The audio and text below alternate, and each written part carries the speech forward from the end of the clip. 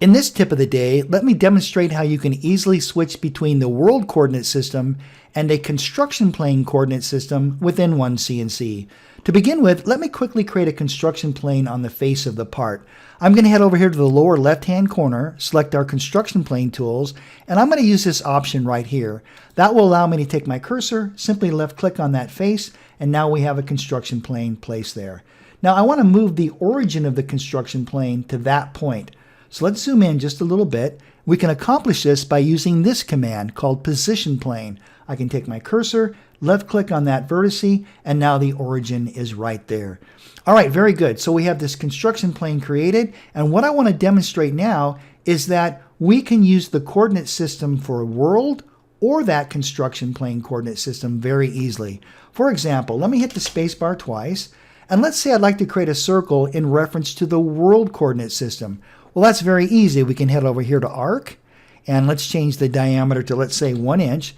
Now, notice that this column, by default, is now set to on plane. That's using the coordinate system of the current construction plane. However, we don't have to use this. We can simply left-click over here within this column, and we can use the world coordinate system. I'm going to type in 6. For y, I'll type in -4.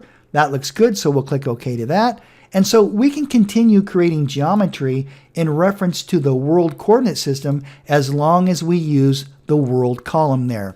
All right, now let's say I want to create an arc on the face of the part. I don't have to do anything special. We can go back into our circle command, and for diameter, let's make that a little smaller. How about 250 thousandths?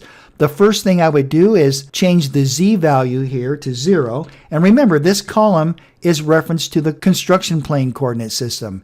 Here for the X value, why don't we type in something like 300 thousandths? And for the Y value, we'll type in -300 thousandths as well. When we're done, we can click OK, and there we go. So you can see it's very easy to switch back and forth between the world coordinate system and the construction plane coordinate system by simply choosing which column you'd like to input your data. All right, that's it for this tip of the day. Thank you so much for watching, and I look forward to seeing you in the next video.